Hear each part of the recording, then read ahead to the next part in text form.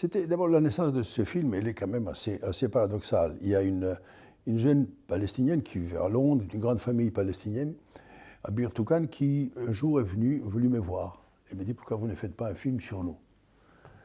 Elle m'a expliqué les problèmes palestiniens que je connaissais vaguement. Et puis, je dis oui, peut-être un jour, etc. J'étais sur un autre film, j'étais précisément sur M. Klein. Et puis, elle est revenue tous les 6 mois, pendant 2 ans et demi, elle revenait, et puis allait voir aussi Solinas. Jusqu'à un moment donné, Solinas est allé à Beyrouth, elle a vu des camps de Palestiniens. Il est revenu, il me dit, il n'y a aucun film à faire là, c'est très compliqué. Et puis, à un moment donné, on a parlé avec Amnon Kapeliou, qui était un journaliste israélien. Il a dit, oui, il faudrait que vous fassiez un film là-bas, pour vous, que vous avez fait des films intéressants, comme vous le faites, etc. Et puis, on a décidé d'aller en Israël. Et Kapeliuk nous a guidés un peu partout. C'était à l'époque en Israël, on pouvait aller de deux côtés, que ce soit les territoires occupés ou que ce soit Israël, très facilement. On circulait en voiture, on a vu des gens. Kapeliuk nous a fait présenter des Palestiniens, notamment des maires qui nous ont parlé des choses, et puis des Juifs aussi qui étaient contre l'occupation, etc. On ne voulait pas prendre une position pour les uns ou pour les autres comme il y avait à l'époque. Il fallait être pro-palestinien ou pro-israélien, en disant tous les autres c'est des salauds, c'est des négatifs, ce qu'ils font c'est terrible. Bon. Et puis c'est vrai que les Palestiniens à l'époque avaient une position, une image plutôt très négative. C'était des vrais terroristes. Il y avait des terroristes, ils faisaient exploser des avions, ils faisaient. Et puis, en parlant, on est tombé sur par rapport à ce qu'on avait entendu sur place. On avait vu que des gens pacifiques, côté palestinien.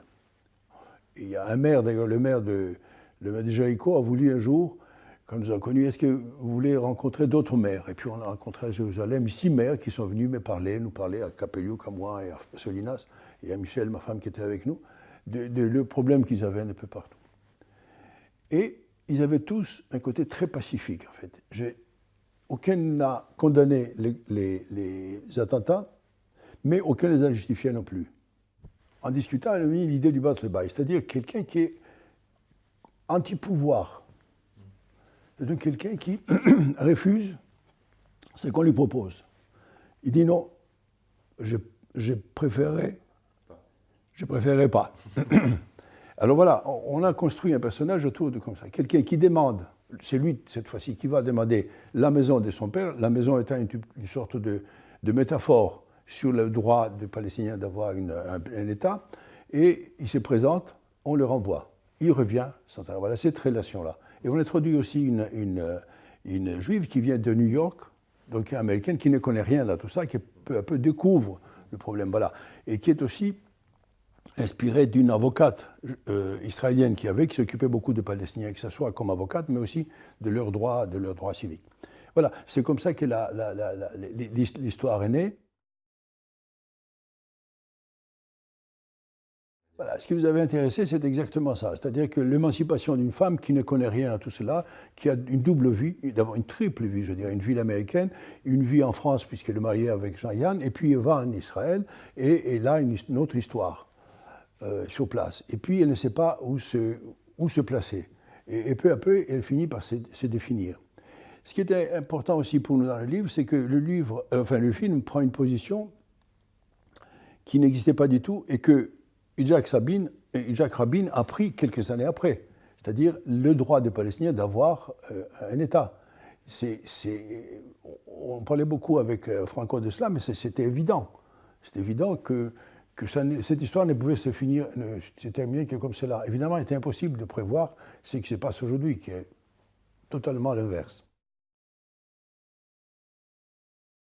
Il fallait que le spectateur découvre pas seulement le fait historique, le drame entre les deux peuples, mais il fallait découvrir aussi l'environnement dans lequel il vit.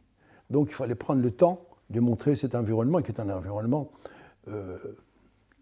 extraordinaire, que tout le monde connaît sans le connaître physiquement. Donc il fallait prendre Et puis aussi les relations avec les gens. Il ne s'agissait pas de jouer le suspense, comme on joue souvent dans le film, attention.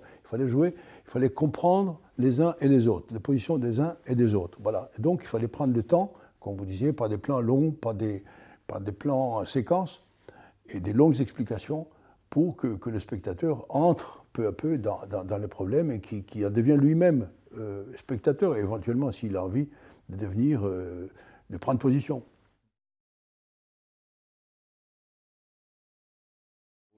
Gilles, Clayburgh, je l'avais connu là-bas, et on avait dit, à une pièce de théâtre que je jouais, de son mari d'ailleurs de l'époque, et on avait dîné ensemble, je lui avais dit, j'aimerais bien qu'un jour on tourne ensemble, et comme le personnage a commencé à se déterminer pendant l'écriture du scénario, je l'ai appelé, je lui ai dit, écoutez, moi, je vais faire ça, il m'a dit, attendez, j'attendrai pour le lire, etc.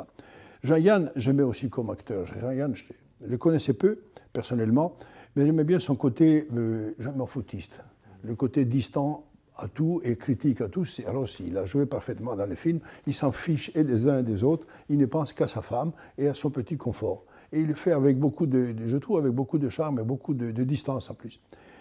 Alors, pour Gabriel, il me fallait un acteur qui puisse être, d'abord qui parle anglais parfaitement, et puis qui s'adaptait à la situation. Et c'est vrai que Gabriel, quand je l'avais vu un tout petit peu dans des films, et quand je lui posais donnais le scénario, il a tout de suite compris, il a tout de suite appris à parler avec l'accent israélien, l'anglais avec l'accent israélien. Et c'est un acteur que j'ai eu vraiment un grand plaisir de travailler avec lui, parce qu'il s'est adapté formidablement à la situation. Aux gestes, il a appris les gestes, il a appris la façon d'être, de sortir son revolver, etc. Il a voulu rencontrer que sur place des militaires.